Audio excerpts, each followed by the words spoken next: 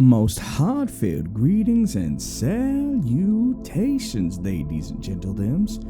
I eagerly welcome you to Sturgeon's most premier station, Dusklight Radio, hosted by yours truly, the finite but infinite, acid yet alkaline and morosely mutational Everett J. Blackwell. Now folks, normally we go into our usual spiel for these transmissions, but given that this is a premiere, and I want to welcome you all humbly and thank you for taking your time to join us on this transmission, but we wanted to do something a little bit different today. So I'm going to be giving the mic over to Janitor Supremo TJ Lee for a very special message to you all. Take it away, TJ. Hello, Dusklight listeners. I have thought a lot about what I want to say here, and I'm going to keep it really simple here today and keep it to the basics that I know matter. First and foremost, if you have not heard the other chapters leading up to this story, The Long Goodbye, this is the fourth chapter in my experimental novel that has not got a release date yet, but has had the first three chapters adapted by the Dark Somnium. Over on his channel, it is linked below. It's about an hour and a half, 2 hours of extra content. It gives you the context. If you're here and you're like, I don't want to do that, I want to get into this, will I have any problems? Not necessarily, but I will give you the really basic rundown. Our story takes place in the fourth chapter of the book. We are dealing with different characters in each chapter, following their lives, dealing with a serial killer in Sturgeon named the Antlion, who targets, captures, and forcibly tries to convert queer people in the community, and when failing to do so, devours a piece of them and turns them into some kind of macabre artwork.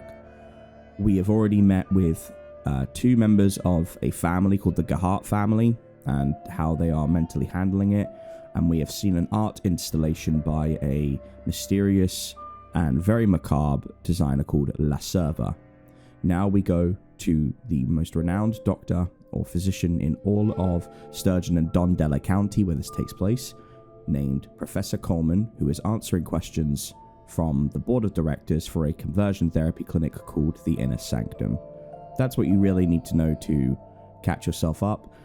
There will be some things that might be a little bit confusing. I would recommend, as I said, please check out the rest of it, just so we don't have comments going, I don't know what's going on, who's this, who's that. Other than that, you're all good to go. Second point, this is a queer story written by queer people for all to enjoy, but centered on queer subject matter. As you guys will know by this point, if you are a person who's been on the channel for a little while, if you've ever read anything by Sturgeon, I am non-binary, and Lucy Spirit Voices is non-binary. And the phenomenal voice work you're going to hear today from Autumn Ivy, the voice behind the Mortuary's Assistant, the voice behind Alduin von Trier from the NFC, the voice behind so many projects, and is also a non-binary queer voice. This was written, directed, edited, produced, and released exclusively by queer people. And I really want this story to resonate. I want people who don't quote-unquote get it to resonate with this. I want people who don't feel represented or seen to feel that in this story. And especially in the wake of Tuesday, where people are feeling very scared, they're feeling very much like they might be targeted, they might be hurt. Dusklight has always been a safe place, and it always will be a safe place. And if you don't support the rights of your fellow man, woman, and non-binary person, this is not a place for you. And I don't really think that should be a political issue. I think you should just respect and love everyone around you who is looking to just survive. This story will have upsetting themes in it.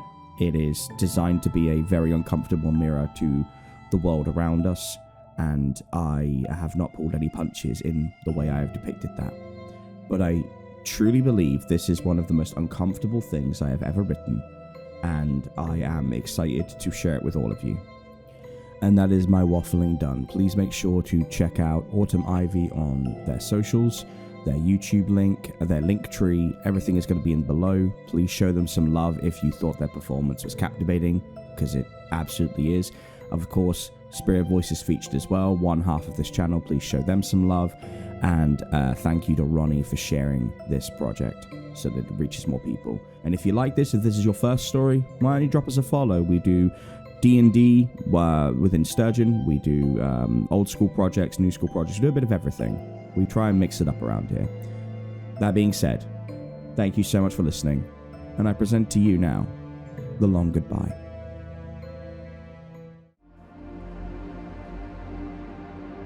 Special thanks must be given to Mandy Mo for the original beauteous image you see of me when you look at our page, to Sir Gorky for the brand new rendering of yours truly, and the truly accurately horrifying rendition of our humble studio, to Dark Somnium for being such a gracious yet terrifying sponsor of the channel.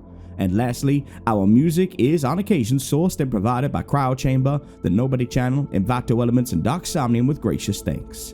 If you enjoy these intros and want to see more, please ensure you've got notifications on and leave a comment for every video you encounter. With that, the sun has set and dusk has crawled into the studio once more.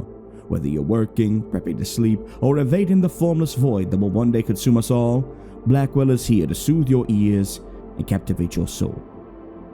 Now, close your eyes and take a deep breath. The scene has been set and the light is on. It's time to walk towards it.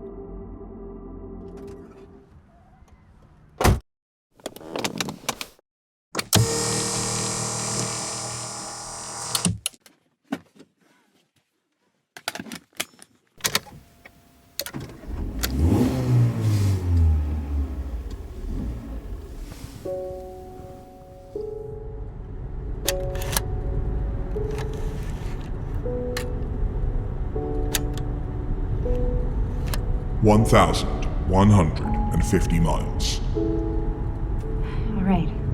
Dictation started, the music's on low, and the journey is underway. No time like the present, I suppose. At least it's a nice day for it. My name is Professor Luann Coleman, 53 years old. Proud woman. Head of the inner sanctum of therapeutic services and advocate for the protection of young people in Dondella, Sturgeon. I have been asked to do this dictation by the board of directors for the inner sanctum as they undergo reviews following recent incidents involving some of our patients. What better way to start than on the longest damn journey of my life, right? Okay, here we go. Question 1. What are your main responsibilities and roles within the company? Well, I ensure our staff are constantly vetted, trained up to the standard expected by our clientele and their loved ones. Regularly do seminars highlighting the importance of our company's therapy techniques, and do my own counseling sessions to get a general standard for both our new and senior staff to attain.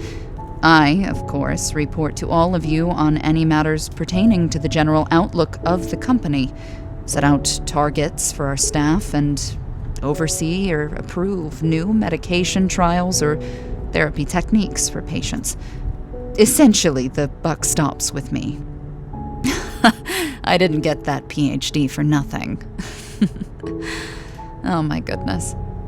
It's gorgeous out here today, isn't it? I hope you don't mind if I go off script a little here. This is an informal investigation after all, but don't you just love the way the town looks this time of year? I'm traveling down the dirt roads near the Golgothan Bridge. The sea is twinkling in that almost mystical way that makes you feel like you're in some kind of dream. The clouds overhead keep forming into little shapes I swear I can make out if I was foolish enough to keep my darn eyes off the road for too long. And the smell of the air is laced with barbecues, and it just evokes such strong sensations of nostalgia. I try to remind our patients of the importance of that.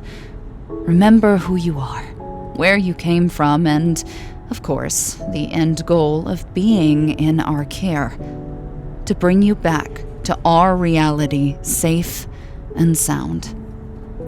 I tell you, there are few things as rewarding as rehabilitating a member of our society in our care who comes through our doors so confused, detached from the real world, and in need of our guidance. To see them blossom out of their shell and go back home to their loved ones as someone they feel they haven't seen in so many years. Well, it's like raising the dead. I feel like the right hand of Osiris himself assisting the Roman god of resurrection whilst spitting in the face of Thanatos, death himself, and taking someone he'd already buried back from his clutches. All the more gratifying when it's a young person, giving them yet another shot at life. The bridge is coming up. I love looking out over the water and seeing if I can spy any marine life.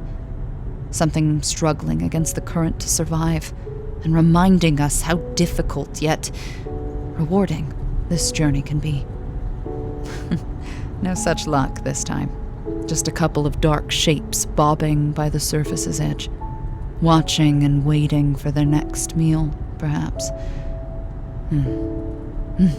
On to the next question. Question 2. How many years of experience do you have within this role and the company? I've been fortunate to give some of my best years to this institution. I joined as an undergraduate some 25 years ago, and interned with passion. They used to call me Wallpaper Coleman, because I was basically always standing by the walls, taking notes, observing and shadowing. Not the most creative name, but it beat some of the more unfavorable ones I'd gotten in my youth, and in the media as times have changed. I became the head of the inner sanctum roughly 7 years ago, transitioning from my prior role as head of research and therapeutic enrichment. There, I was tasked with providing unique methods to help young people find their way, rehabilitate them, and ensure as low a chance of relapsing as possible. It was during this time I achieved my PhD with a thesis that focused on the experimentation and exploration of identity within young people, the benefits and the damage societally. I became a professor in my 5th year, achieved tenure, and went on to focus my efforts on bringing my lifelong goals to fruition. It was then that we saw our retention rate of patients go down, while follow-ups with successful implementation of our methods shot up. So, when the time came to choose a successor to our retiring head, I was fortunate enough to get the job. It's been more than rewarding to see my vision implemented and to have the board's support, which makes the recent mishaps all the more troubling. To know this happened under my watch, well, it's no surprise you wanted to query me, and I can only apologize that I was unable to meet you in person. But you know how strenuous the job is. Bah. Apologies if you hear a rumbling sound. My Twitter just went off.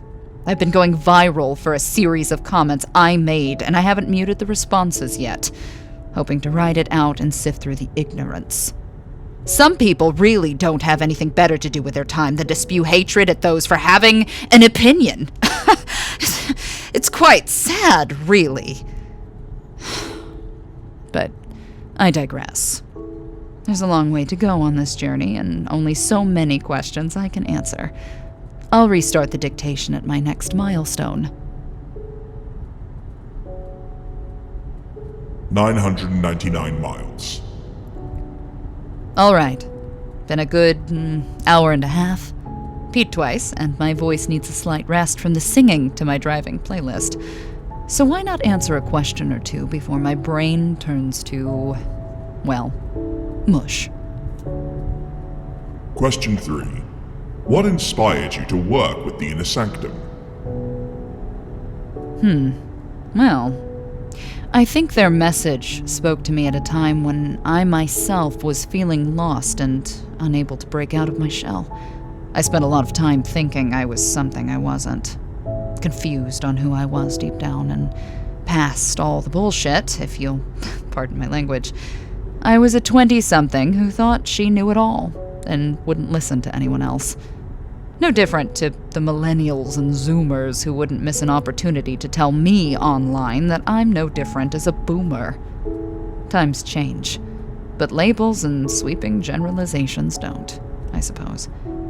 If we don't divide ourselves by our race, It's our class, gender, sexuality, age group, or living area. We are a tribalist society at heart, and I think barriers will always be put up. We need to feel special in some way, some form or another, as the current youth of the world keep showing us in their grandois ways. Stumbling in the dark with nothing to light the way but the flames of youth and their unbruised egos. Sorry. This does link back into the question, I assure you. My mission statement has always been to look after, enrich, and protect young people who are led astray by the dregs of society, or who fall victim to unfortunate genetic and social predispositions. I knew the inner sanctum was doing good things, but needed something new. Something like, well, me. I don't want to brag, but when you've spent your life being told by everyone and their dog that you can't do certain things because you're a woman, and thus automatically lesser, well, that builds up a unique kind of motivation that can spur anyone to do great things. Spite. Of course, as times changed, that glass ceiling grew higher and higher, but it was always there, mocking me as I kept ascending with the constant fear I'd ultimately get splattered across it instead of smashing it. Even now, being at the head of the Institute, I still worry I will never be able to go further. Not even with his guidance. 850 miles. I'm on the aptly named myopic road leading out of Sturgeon, and into the large forested area bordering on the great swatches of land. It's like coming out of civilization, going back through a tunnel in time to the ancient forests of our long-forgotten relatives, and entering the primordial soup that begot our earliest ancestors. In essence, coming back to what we once were. Very appropriate for the philosophy I myself share. We cannot escape who we are, always veering off the path and back towards that inevitable car crash that is self-actualization. Ugly doesn't begin to describe how that can be for some of us. It can alienate you from so many of those who are supposed to love you, even after you finish your period of self-loathing. Suddenly the phone doesn't buzz as often, you're not in the group chats with your friends, who once were stalwarts and now barely even acknowledge your existence or your struggles. Colleagues who had all the time in the world for your preamble and idiosyncrasies have unfollowed you across all social media platforms. And you tell yourself, it's not personal, it's just business. People grow apart. After all, it's just a social media. It's not a big deal, right? But you hate yourself for it. And you often come back to the same burning question each time. What part of me was so ugly that it drove them away? God, this song is lovely. Mazzy Star's always been in a staple of my playlists.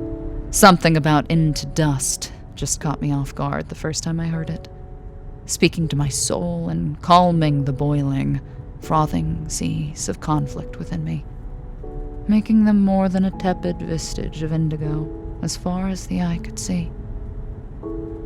All right, well, enough rambling. Next question. Question 4. In your own words, what happened leading up to this review? In short, a series of misgivings, failings, and incorrect assertions on the ways to tackle addled minds. But, to back things up, there were a handful of patients under our care during the last 18 months that have each met unfortunate ends to their time with the inner sanctum. First was patient Finley G., and then 27-year-old male suffering from Cotard syndrome, a condition where the individual believes wholeheartedly they are dead and living within a world of other dead people. He had been brought to us after suffering a nervous breakdown following an incident at his family's estate that took the lives of his parents and caused severe damage to his siblings. Inexplicably, this disconnect from reality ultimately led him to take a job as Dondella's sole gravedigger, a job that one would think would snap him out of his delusions since he would be interacting with people deader than himself, but he simply rationalized this away to therapists by explaining that, quote, his boon was in the form of a waking mortality granted by his god beyond the veil, provided he kept them fed. When pressed with this, he would refuse to elaborate. Finley preferred being referred to as Phineas, a facsimile of himself that allowed him to embrace the notion of a turn-of-the-century hermit gravedigger cavorting with specters. But I refused to acknowledge this individual and would instruct his other therapists to only call him by his birth name as a means to ground him in reality. Now, suffice it to say, it had negative effects while he was in our care. He would cower in the corner and demand we, quote, recognize his connection not as a malady but as a gift from his lord, and that by calling him by that shadow self, we were only making things worse. He was ultimately sedated and underwent several unsuccessful attempts at cognitive behavioral therapy before his 6-month review. It was a tough decision to let him go, but I was assured by my associates that he would be best left to his devices and delusions, that we'd all done all that we could, and now only a specific kind of therapy was possible in order to bring him back to sanity. This was an unorthodox one-to-one set of sessions to be conducted at his home and facilitated by an accredited member of the inner sanctum. What happened after that, with the graves, the alleged rogue accredited member of the inner sanctum and the doe? Well, I hardly have a crystal ball, do I? But it's regrettable, to say the least. I hope they find that poor soul alive and well. Truly, I do. With our other patient, Lucinda, it was even worse. A 23-year-old female who preferred the nickname Lou. She was suffering from a multitude of things, but chief amongst them was survivor's guilt, one half of a twin pairing, and never able to reconcile with what happened that night. She was never able to acclimate to our therapy sessions, and despite multiple attempts by Dr. Rawlings and Lucinda's carer, Bennett, she sank further into her delusions before the critical incident in September. Kenneth was awoken by a call from Lucinda that urged him to look outside. We don't know what happened to him or to Lucinda. This was recent, hence this unpleasant inquiry. So they're still looking for the pair. Some of our more superstitious alumni think Lucinda manifested something. But I say there has only been one instance of a patient of ours being able to do such a thing, and I am not entirely convinced it isn't a specific malady to them. We never told Lucinda that her brother was a patient here sometime before her. Perhaps that was another oversight on our part. I realize that this proverbial sword of Damocles is inches from my head, but I assure you that in neither case am I culpable. Should we have kept Finn for longer? Absolutely, we could have done so, but with what recourse? Should we have vetted the alleged criminal he's rumored to have assisted? Again, yes, but we did our diligence and found nothing. In every case of negligence, there's always collateral damage, and if the fault is on my shoulders, I'll own it. But I cannot be found at fault here, and that's that. 770 miles. I just passed a section of the road where the forest gives way, and sky almost blasts you with its brilliance on a clear day like this. Now I can see the Rocky Mountains on the left and the steep drop to the right. A small sheet of metal, the only thing between us and oblivion. That's how I look at my work, sometimes. That of the inner sanctum. The thin line between a person and their erasure of sanity and self. Humbling when you think of how fragile we are. Half a century I've been on this rotating ball of dirt and ice. I like to think I know a few things. Certainly more than the know-it-all Zoomers or self-righteous hypocrites of the ultra-woke calling themselves millennials. Labels are exhausting. Ugly self-labeling stemming from an old tribalist mindset that makes people feel they need to be different, to self-diagnose and to come up with their own safe spaces. Ignorance at its finest. Soon we won't even need the inner sanctum.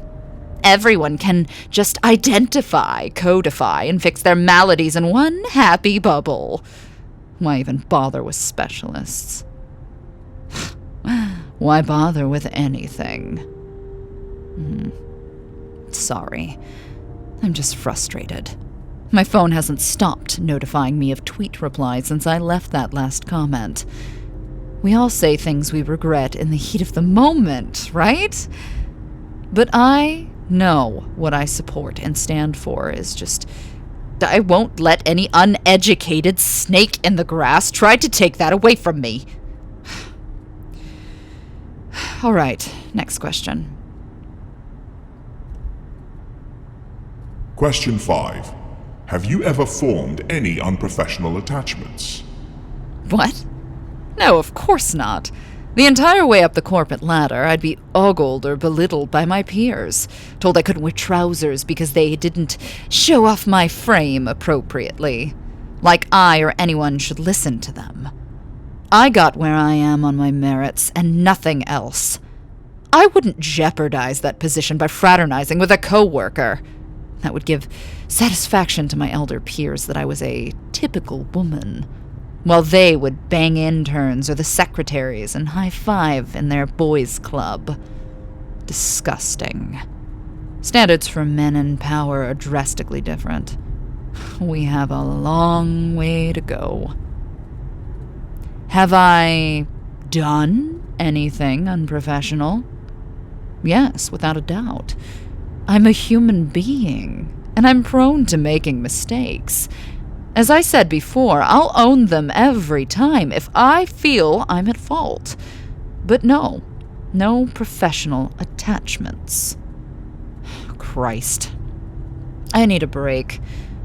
Maybe a trip away somewhere for a while when all this is blown over.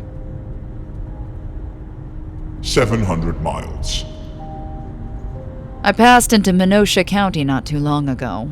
The locals here say that the restless souls of the dead wander the bog swamps that surround the large swaths of land between the little interconnected towns. It's like a place frozen in time, save for the main city, where you can see ordinary folks go about their lives and act out the same banal activities and hear to nuclear family norms their ancestors have done for thousands of years. Never growing, just existing. In the last town, I got out to ask for some directions, and when the woman went to tell me, her husband gave me the stink eye and said, "We don't help outsiders," before ushering her inside. Maybe my tone was too rough when I spoke to her. Who knows? But these yokels need to get with the times if they're ever to step into the larger world. Anyway, I'm passing through a long stretch of open road as the sun begins to set, and there's nothing but bogs and quagmires. So, let's get to another one. Question 6. What do you know about the online handle Gen Inquisitor, the patient designated number 27, and what is your relationship to them? I have no recollection of that handle. Nothing at all. Is that someone who follows me, perhaps? My account is very popular in many circles, and I've been interviewed by several outlets, but I can't place the name. Patient 27 is a special case within the inner sanctum. He came to us covered in mutilation marks. He had led a largely sheltered life on the outskirts of Dundela. Father was an abusive alcoholic accused of something unforgivable. While his mother tried to protect him, she would ultimately let him down and leave him at a vulnerable age after claiming he was a monster in weight. The same thing his father said in his suicide note when patient 27 discovered him. He had no name when admitted here, only the artist nom de guerre, La Serva. But after healing some of his wounds and providing stable appointments, I helped him come up with a new name, more befitting of his new outlook and mission in life. Gael. Gael was always troubled, but brilliant. He could see things others couldn't, was able to detect if someone was deceiving him, and had access to information no ordinary person should. I don't need to tell you about Sturgeon's rich history of unusual individuals with powers beyond the veil of believability. That's why there's such a vested interest from the outside.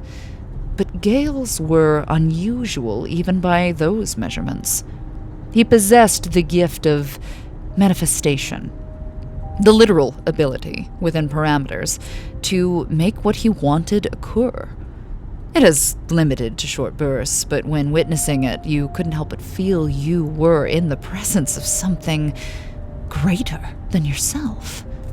Remarkable is the only appropriate word I can affix to him. I was proud to see him rehabilitated. To answer the last part of the question, my relationship to him was not unlike that of any of my patients. Professional. I admit I enjoyed seeing his progression to becoming a stable member of society, but I wouldn't be good at my job or running my clinic if I didn't care for the well-being of my patients. That's all it was, though. Professional curiosity. Question 7. Liar. It just says liar over and over again. I don't understand. What are you implying? Are you trying to say I'm deceiving you about my online dealings? About who I fraternize with outside or inside of work? How dare you? I have put in more time than any of you have sat on the board to be where I am. I did not climb up the ranks and bring this clinic out of financial ruin and disrepute to have another condescending conglomerate of men who think they know better, and women who are so under their thumb they may as well be meshed with the dirt under their fingernails. Tell me I'm a liar or a cheat. Oh, I get it. A men's club once again trying to intervene. Telling me a smart, childless, and unmarried woman is somehow a goddamn threat to them because I have nothing they can take, and they have nothing I want. I'm over the hill, as they love to say, trim but lacking the curvaceous childbearing body with big tits and a massive ass that they love to drool over. No, I clearly have to be taken down a peg for doing nothing but my goddamn job and doing it far more efficiently than any of those dickless pigs could dream to do. My predecessor? Functioning alcoholic with an affair that got his 18-year-old receptionist pregnant. He doesn't pay child support. Urged her to get an abortion whilst lobbying against it. Everybody knew. Nobody said a word. Why? Because he's a fucking man. My old boss in R&D. Closeted pedophile. Never acted on it. But sure as hell had innate desires that were later uncovered when he took his own life out of shame. Still got posthumous awards. Still took credit for my work. Why? Men's club. Always the same tune. I will bring this up with the HR department, and I won't hesitate to walk. Expose you for the world to see and ensure that this company burns to the goddamn ground. This is not a caring place when bad practices get exposed. Christ, I need a break. How could you ask that? Did you try to entrap me? Are the rest of these questions like this? Yeah, let's take a look.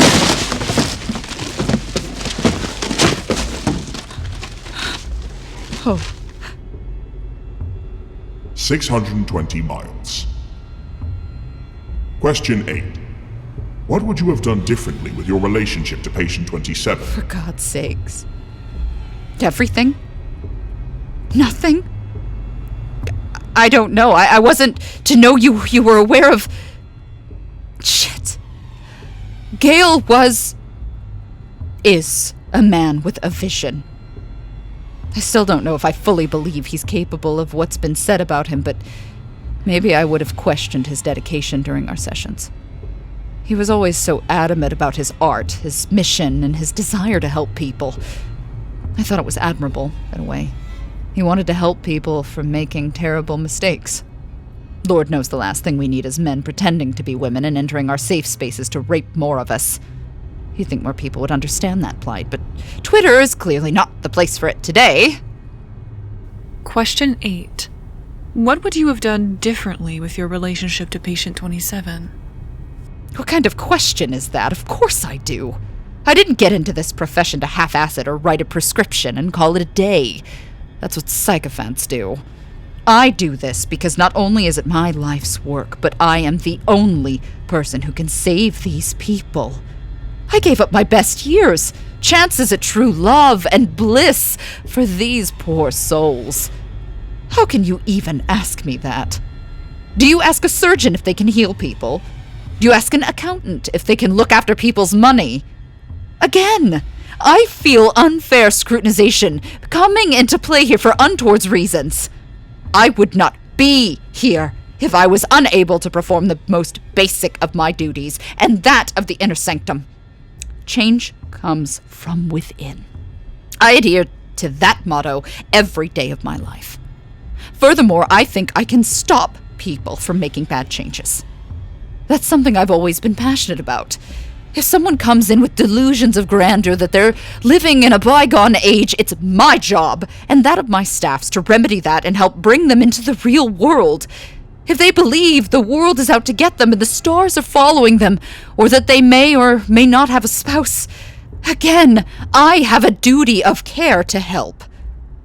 The same can be said if they come into my sanctum bloodied, battered, and bruised with self-inflicted deformities because their brain has convinced them that is neither man nor woman. It is my job to follow the science and to help them find their way back to what they were supposed to be. Facts don't care about feelings. I think I see something in the swamp. It looks like a deer has gotten stuck and is being dragged under. The poor thing's wailing and thrashing against the embankment, trying desperately to get free. I'm trying to get a better look as I pass by, but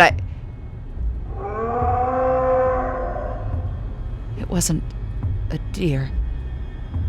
I'm speeding up.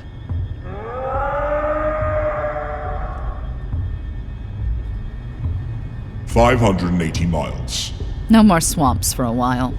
I'm past the halfway point of Menasha County, and the road has switched to a dirt trail with just enough room for a car and a half. You'd need to mount the forest floor in order to let anything else come past, so you need to drive slow. It's got good air around here, though. Intoxicating. It's letting me think clearly and prepare one of the many apologies I'll need to send to you guys when this is over. That's for sure. I put my phone on silent. No sense in listening to that drivel anymore. I'm not taking the post down, though. I have to stand by my words or I'm good for nothing. My fellow like-minded sisters all agree with me, and I even got an endorsement from a nice gentleman who runs an alternative podcast, so there are some positives there. All right, next one. Question 10. There is someone about to flag your car down. Will you stop for them? What? I don't see... Oh my god.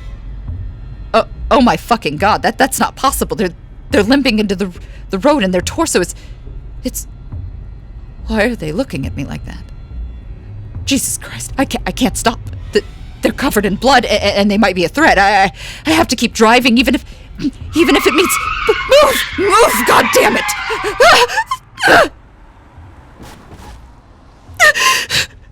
No. How did you know? How the hell did you know? It was going to be there. Question 11. What was wrong with them?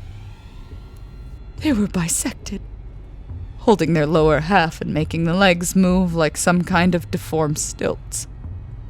Their entrails dropping all over the floor. They were deathly pale and naked. Their body was slashed and violated. Markings all over and chunks of their skin missing. They looked as if they knew me. What is going on? How can they move? How can they even be here? How did you know about that? What else are you going to ask me, huh? Question 12. Are you lovable? You don't think you are.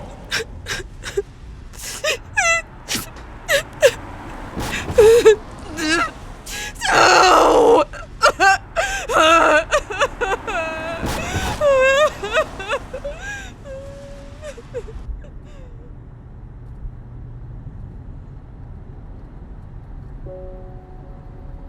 Rest stop.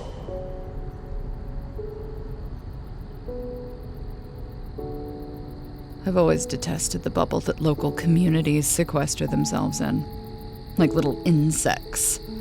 They congregate at the feet of more powerful societies and take the scraps back to their little hovels, proliferate until they get out of control, and then the surrounding areas need someone more competent to come in and fix the issue.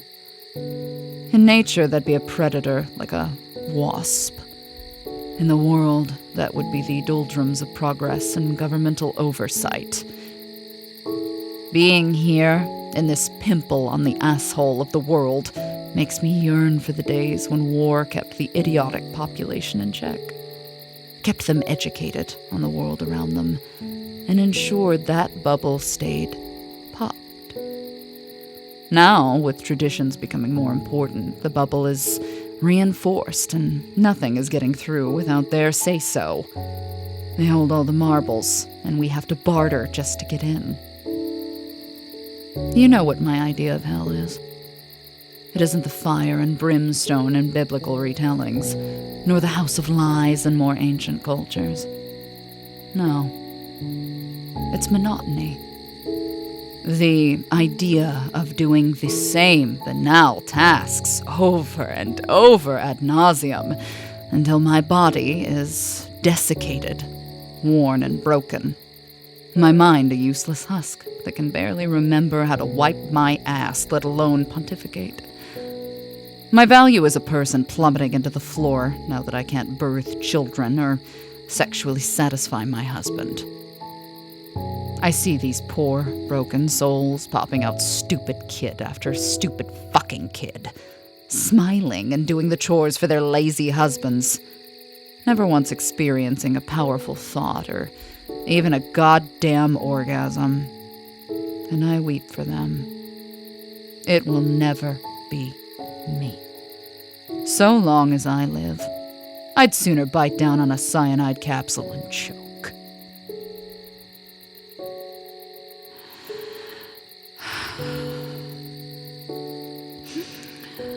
How long have I been here? Maybe half the night? First thing I did was get out and try to find any scotch I could drown myself in, but that didn't work out too well. Place only has damn good coffee, and so I'll have to resign myself to being alert, agitated, and anxious. Having come to terms with it, it's likely what I saw on the road was some kind of a sick deer or other wildlife in the middle of its death throes, but my mind cannot shake the possibility of it being...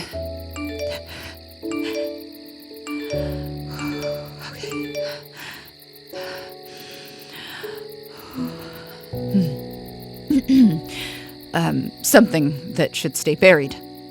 I've had to private my account due to the harassment from fringe groups and would-be slacktivists. They've even getting death threats for having an opinion. Good to know the thought police are out in their droves today, What What is our world coming to where voicing an opposing ideology causes so much damage? If these people's minds are so fragile, they'd be better served coming to our inner sanctum and seeking treatment. Hell, we'd been talking about expanding. Why not? Reach as many people as we can, even outside of our borders. Get as many places to sign it into law that if you have those kinds of maladies, physicians can recommend you to us. That's all we want to do. After all, take in the weary and send them back out well. I wish I knew how you'd uncovered so much about me. But I suppose that's hardly relevant now. What matters is you do know. And I need to address those concerns. Question 30. What do you know about patient 27 and what is your relationship to them? Do you ever get the feeling you're in the presence of something beyond your understanding? Something greater than the sum of your parts? Surely you know someone who was an absolute train wreck of a person, their demons overcoming them, and their days spent recused in a dingy alleyway with a needle or a pipe, only to have an angel inexplicably appear in front of them at the very lowest moment of their lives to provide divinity. Suddenly, the lying, stealing junkie is a reformed member of society, all for God, glory, and goodness. Oh, that's similar to what happened to me the first time I met patient 27, Gael. It felt like the air moved around him when he spoke, as if divinity lived within him. It's hard to explain when out of his influence, but he truly commanded a room and your attention. When he was brought to us, a broken soul with such deep welts of abuse, he refused to speak to anyone until I came in and sat with him, asking him about his paintings. Something within him stirred, as if he expected no one to know the artist formerly known as La Serva. But I am diligent in my background checks, and I found the derelict home he had spent most of his life in. The paintings that sat there, oh my God, such beauty and sorrow held within them. By this point, if you know anything of La Serva, you know there was something else inside them. Something more. Once he opened up to me. I did my usual routine of trying to find the root of the problem through cognitive behavioral therapy and enriching his mental health with an activity he derived pleasure from: painting.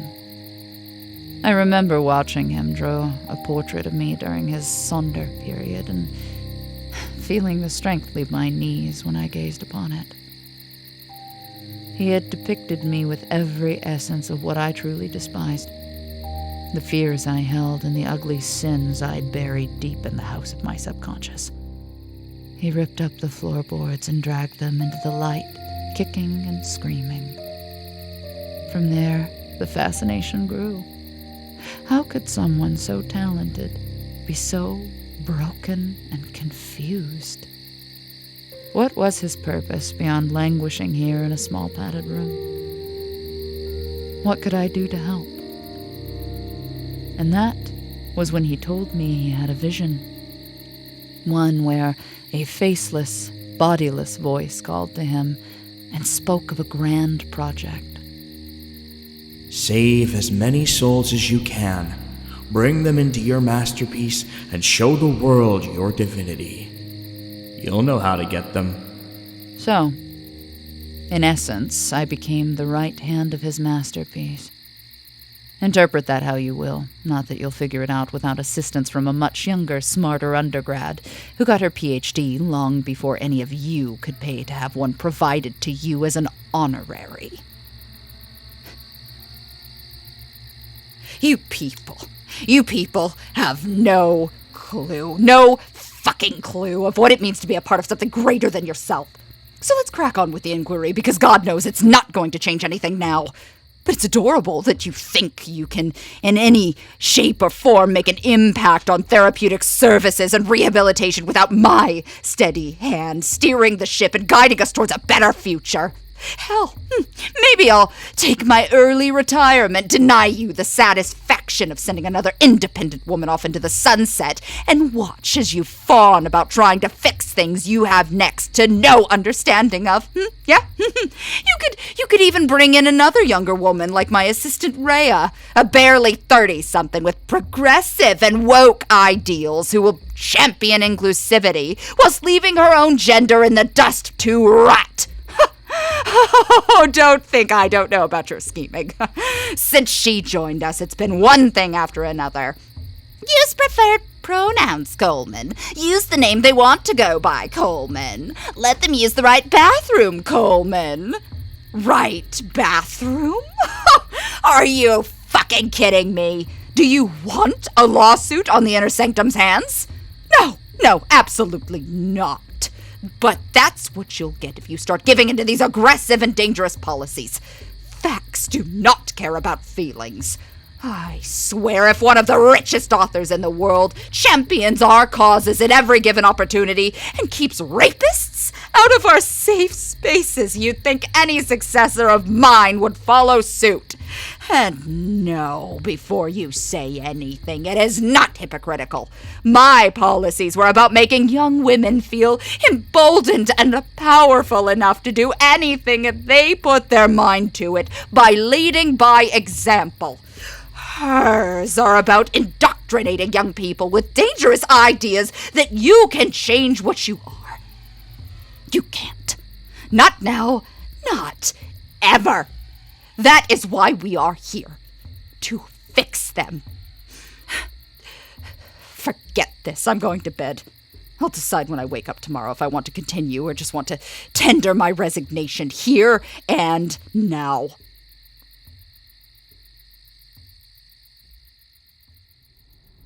"545 miles. Question 14. What goes on behind the bookshelf? The self-indulgent man, then, craves for all pleasant things or those that are most pleasant. Hence, he is pained both when he fails to get them and when he's craving for them. For appetite involves pain. Aristotle spoke about that in his lectures. It seems appropriate now. I'm driving through the final area of the journey, a series of battles long since finished and left to gather dust, moss, and insects as nature snatches back settlements once beholden to the strange folk who eked out a living here some centuries past. Even now, large mortar buildings and black obsidian castles stain the land with their presence, monuments to the hateful rhetoric that once swept across this land and beyond. A delusional emperor and his greedy concubine trying to claim artifacts from every sovereign entity in order to awaken the null god and bring about an empire that would span millennia. Sadly, they would be betrayed by their own people during the Great Famine, their fates left unmentioned by the pages of history. Gael and I will not end up like that. Never. So what use is there in hiding? The bookshelf houses a room I constructed when I first took over in order to conduct some off-the-book experiments and therapy treatments.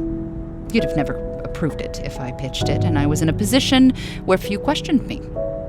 Many of my inner circle fully supporting the notion that these poor, confused people could be fixed.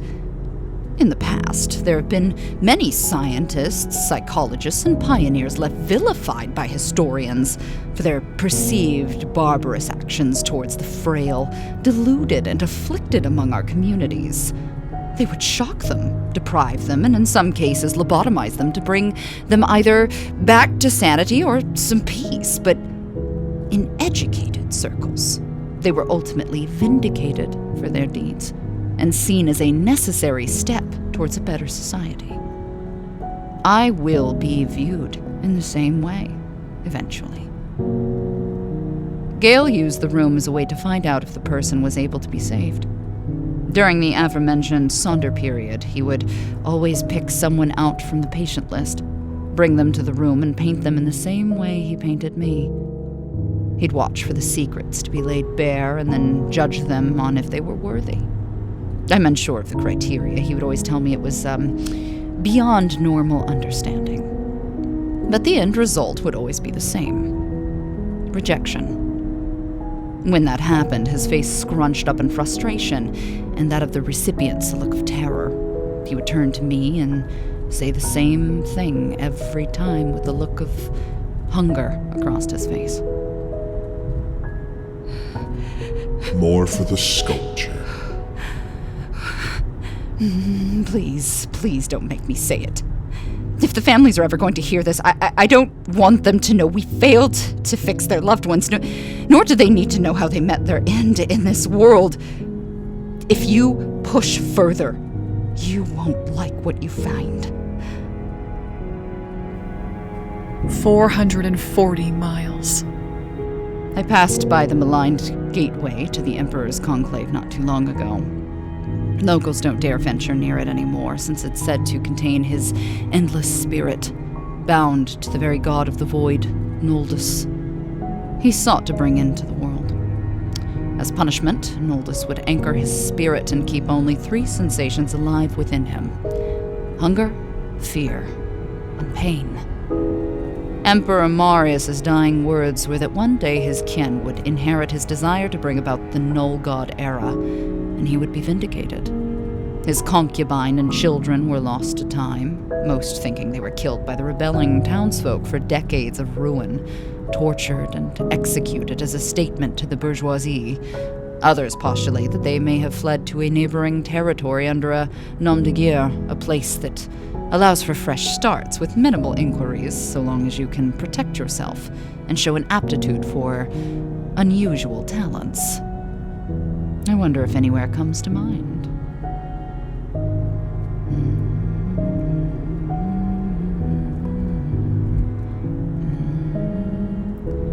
There's always been something haunting about folk music, and I find solace in Don McLean's Vincent more and more these days. The story of a misunderstood artist, vilified by his community for seeking the truth within his art, painting unashamedly regardless of the way the town abused him, beguiled by night terrors, visions of horrific deeds, and an overwhelming desire to leave this world with his art lost to time. Many know his genius now, but few know that without his ultimate support in his brother, Theo, Vincent van Gogh's legacy truly would have been lost to the ages. Perhaps even stopped before it could peak, thanks to Theo pulling him back from the brink on so many occasions. I was his Theo. He just didn't know it. Sometimes I wonder if he does, even now.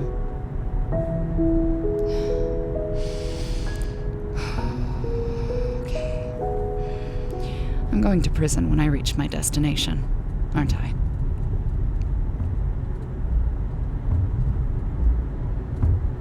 Question 15. Do you believe that you should change people? It's not a matter of should, but must. These people are destined to a life of suffering, misunderstanding, and prejudice if they continue down their path of delusion. I'm simply stepping in to help fix them. Those special among them are chosen either for absolution or blissful freedom in the loving arms of Gael's divine art. We give them purpose beyond their existence. It is as simple as that. Hang on, there's a tunnel up ahead. This isn't marked on the map, but it's the only route to the destination. God damn it. My God, it's dark. Even my full beams are barely lighting up the long stretch of darkness. You'd think even a place as sparsely populated as this would want to ensure driver safety, right? But that's just the way the world works now. Cut corners wherever you can.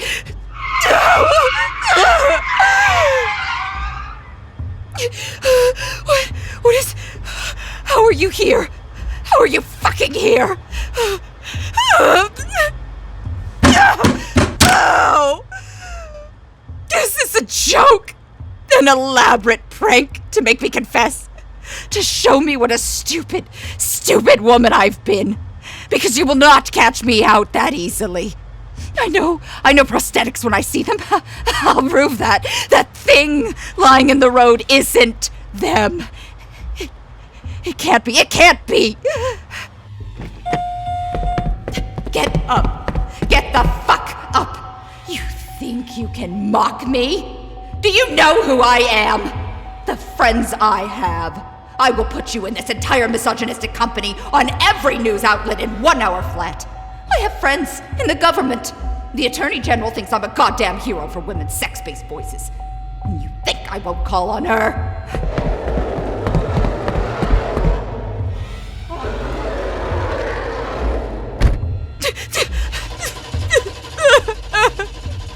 You aren't real. You can't be real. You can't be real. I watched you. I did. You. No. Doctor. Why? Help!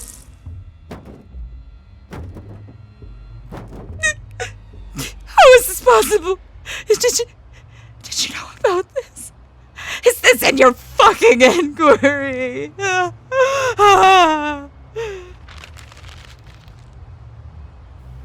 Question 16. What did patient 27 tell you to do? He told me to help him with his work, to make sure that they were compliant, that they didn't struggle when he set upon making them beautiful for his art. Sometimes he'd ask me to document it, but put it on monitored websites for like-minded individuals to get a kick out of. Other times, he'd ask me to rouse them from unconsciousness mid-fear and try to keep them calm and tell them that there'd been a mistake, that they could go home. Then he'd come in with a fire in his eyes and tell them that he didn't make mistakes. Divinity didn't make mistakes. They were there because this was always where they were meant to end up. That you can't change who you are. Question 17. Did you do it? Of course you did. You're weak. How did it feel?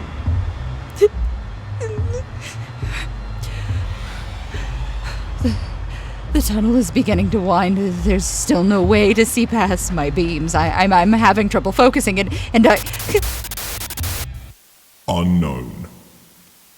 Oh, I don't know how she does it every day. Honestly, woman's on a mission. You ever think she gets tired of it? Especially with all the obstacles and people against her.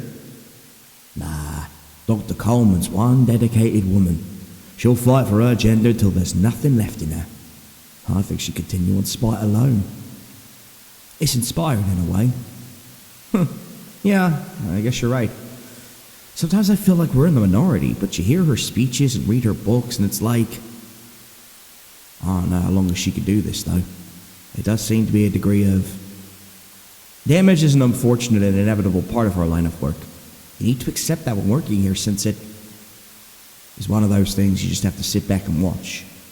Change is inevitable, right? 200 miles. All artists must suffer for their work, and I have suffered more than most. Gael told me that the last time I saw him, it was late, and I was cleaning up the cicada chamber, as we came to call it. He asked me an odd question. Do you think God forgives those who commit sins in this life if it means absolution in the next? I stared. I wasn't a particularly religious woman, I am still not, but I thought on it for a while. I told him the ends justifies the means, and if it was in the name of something greater than yourself, you should go forth without regrets.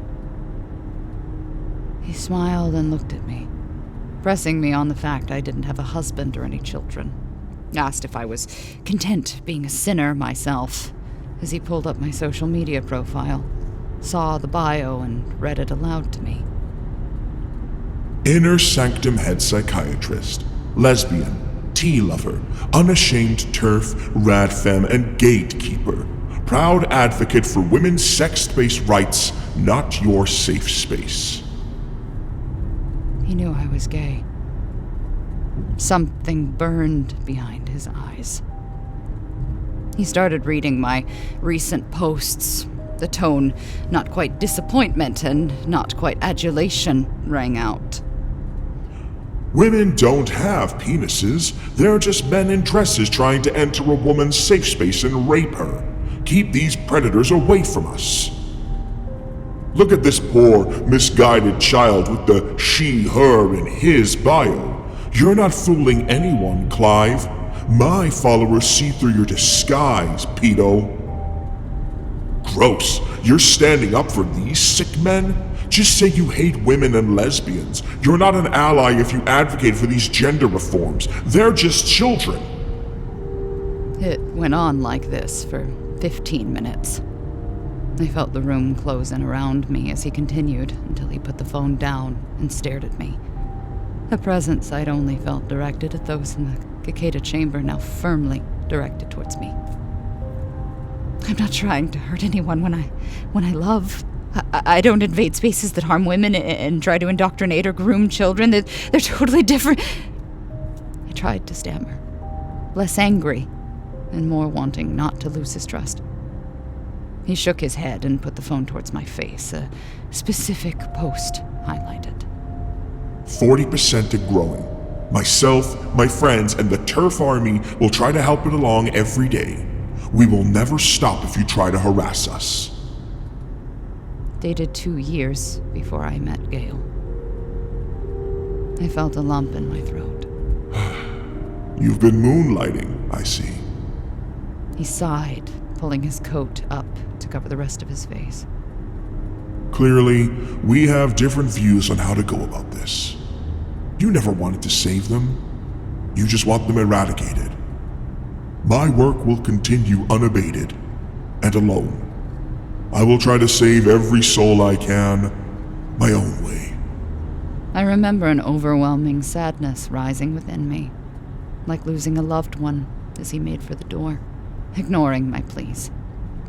He pointed toward the door where his art still hung and said 4 final words to me before leaving for good.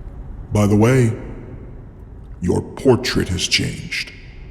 That was the day my world began to crumble around me. When mistakes were made with Finley and Lucinda. When things got to... this. Shit. Clifftop Rest. A beautiful view. I can see my destination in sight. A sea of glowing lights, complex towers of machinery and steel, a bastion of bustling life and vibrancy. On a night like this, it radiates with such luminous beauty that it may as well be bioluminescence to me. Gael would paint something stunning, I'm sure.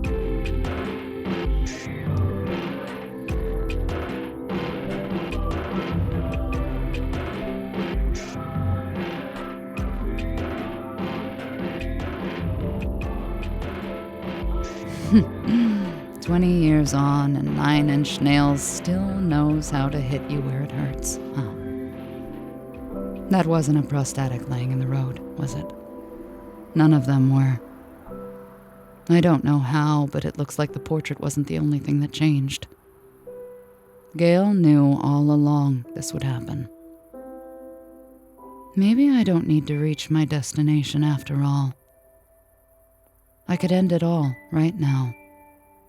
Take what I know with me to the grave. But Gael would want his art shared with the world. Why else would he get his curator to put it on display now? He did send me a letter, the curator, I mean, told me I was a welcome patron anytime, and that Gael felt it was best we go our separate ways.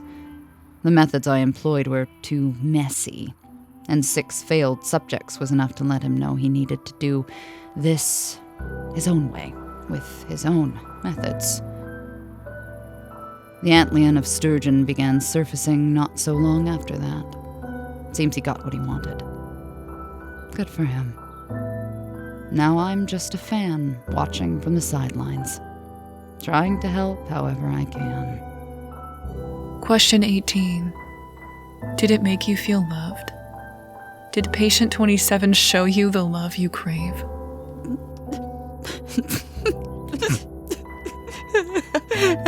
Of course he didn't. Maybe I will never get that kind of love. I've always been someone who lusts from afar, but I don't think that was the kind of love I wanted from him. Beyond the obvious, I think I wanted his approval.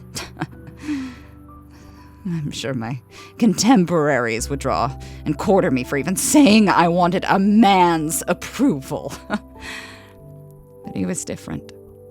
He's someone with vision who truly shares our ideology, and I think we all have one person who breaks the mold. Right?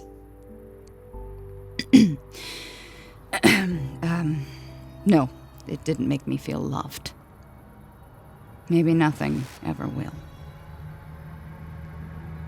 Question 19. Why do you hate 27's victims? Hate is a strong word. I just don't want them in my spaces, in our spaces, for that matter. Women have struggled for aeons against male domination, abuse, rape, and grooming.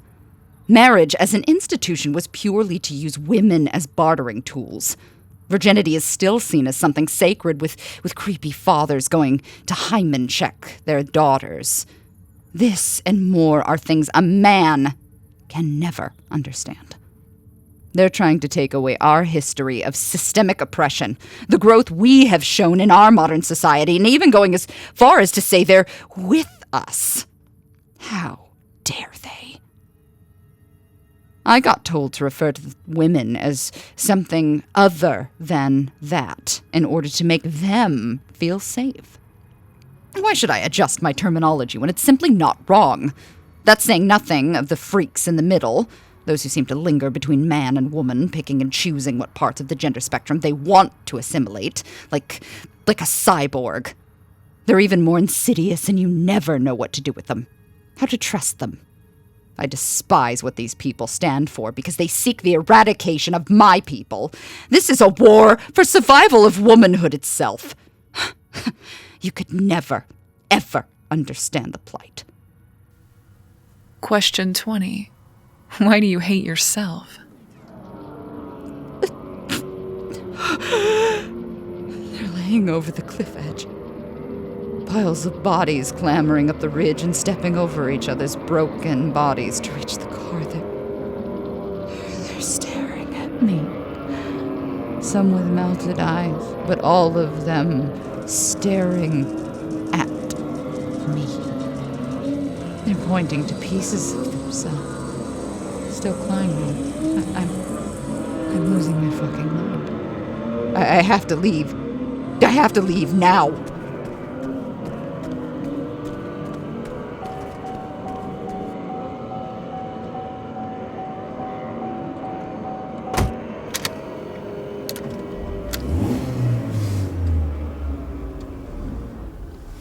$106 miles. Is this real? Is this real? Is this real? Is this real? Is this real? Is this real? Is this real? Is this real? Is this real? Is this real? 66 miles. I'm almost there. So close to my goal. And yet it feels so unbelievably far. Every part of my body aches like I've run a marathon.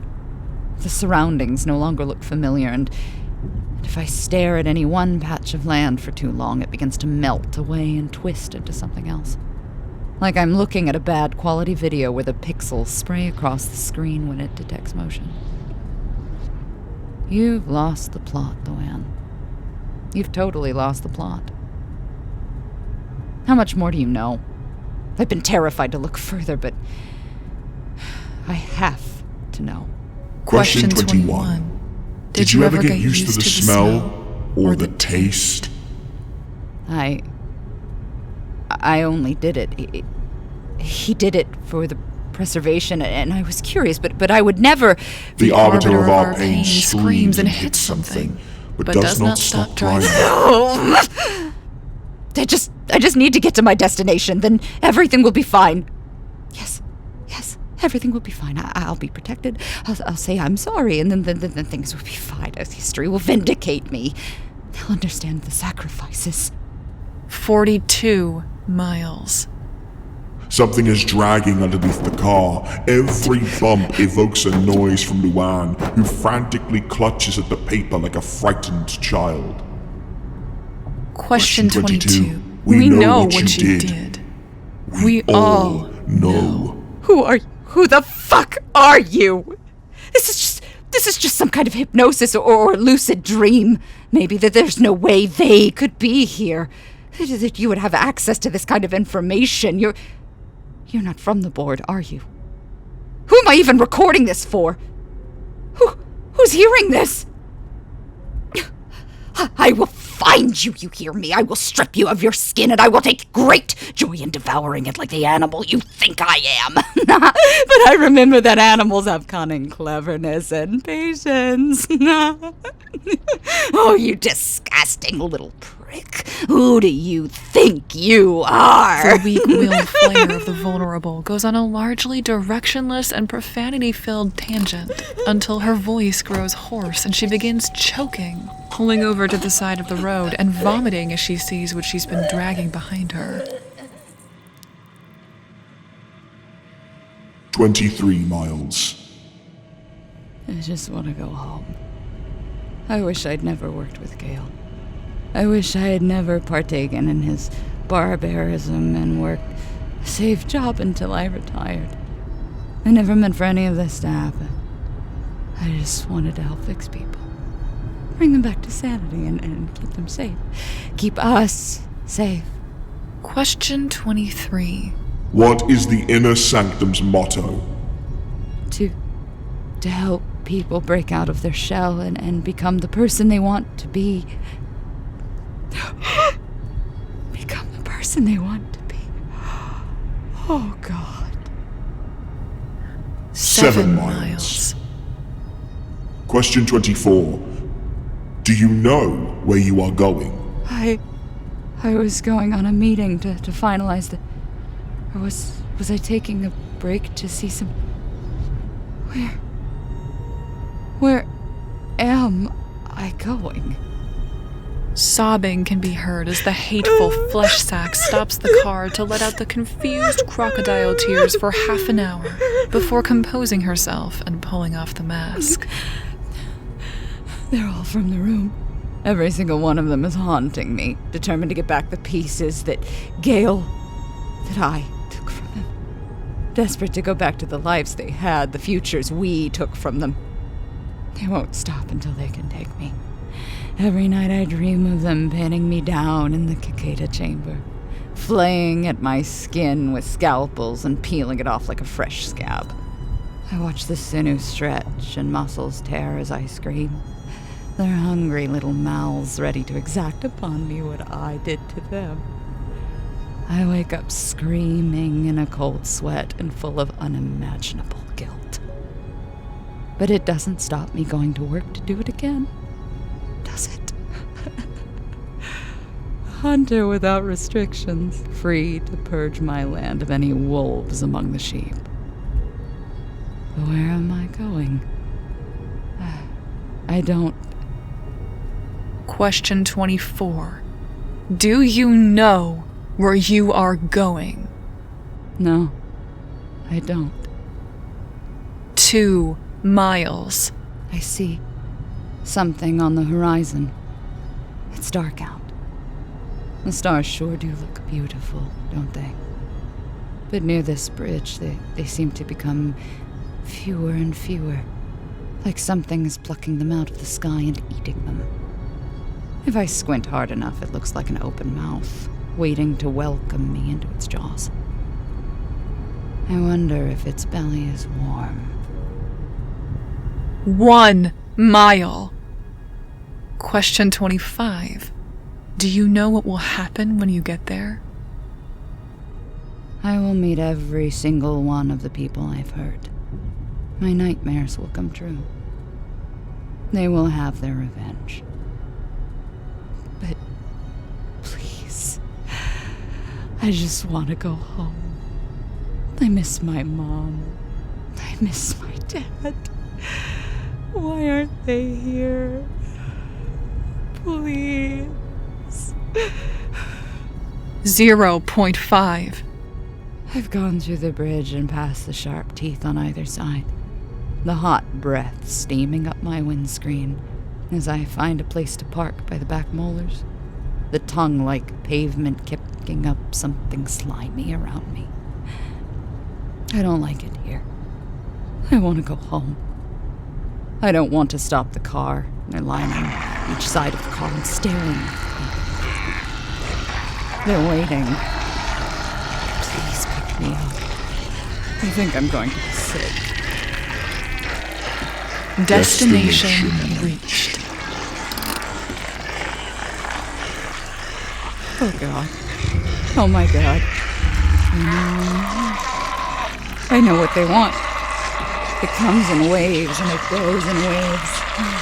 My sanity barely held in my grip as if being pulled by a force far stronger than I could ever hope to beat. There's only one question left. If I answer it, then will you let me go? Give me a chance to explain myself in person, perhaps. Nothing ventured, nothing gained. Question 26. Are you ready to do it all again?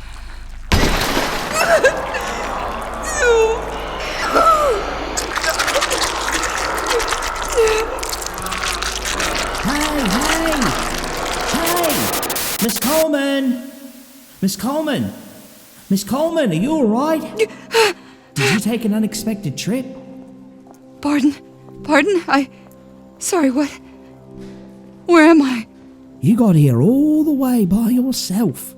It's remarkable, yet every time I find myself impressed. Oh, well done, you.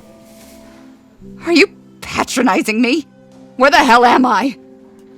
The last thing I remember was being in a car doing a bloody long journey, and then He doesn't answer you. He doesn't even hear you. You haven't realized it yet, but you will soon. Where's that voice coming from? I don't understand. Someone tell me where the fuck I am right now! Hey, Mitch. Miss Coleman did it again. Crazy, huh? Man, she just can't stay put. But I can't say I blame her. They're going to take you back now. Don't resist, Luann. Take me where? What are you going on about? What are you talking about? Get your fucking hands off me! Well, let's get her back to her room. Seeing this is always rough, especially when it's so aggressive. Apparently she had a stroke. The tumor was found while she was unresponsive and boom. 6 months later she's here. Borderline mute and stuck in her own body. Poor girl. No, I can't be. That can't be. I was just... Look in the mirror, Luann. Look at your frail body, the wiry, unkempt hair. The patient gown hath exposed the sheer volume of aging. This is where you are now. Alright, Miss Coleman. You had quite a journey there, but time to rest now, okay? Did you ever wonder why it was 1,149 miles, Luann? My face. Oh my God, what happened to me? Was that hallway trip or was that... It's the length of distance to hell, Luann. The exact mileage from Earth to the very depths of the abyss where you will spend the rest of your hateful life. This is your long goodbye. Gael's not the only one who can harness the gift of manifestation. I can too. He doesn't even know it yet. But I cannot wait to see the look on his face when he comes back for another of his lessons. My name is Lux Gerhardt. I was the twin taken that night. I was the doe found in that coffin. And I am the monster that put that little time bomb in your vile brain. But I'll tell you something, Luann. It rotted away long before I ever existed. Now, do you remember the last question? No, God, please, no. Gael, help, please. Please help me. Please. Question 26. Are you ready to do it all again?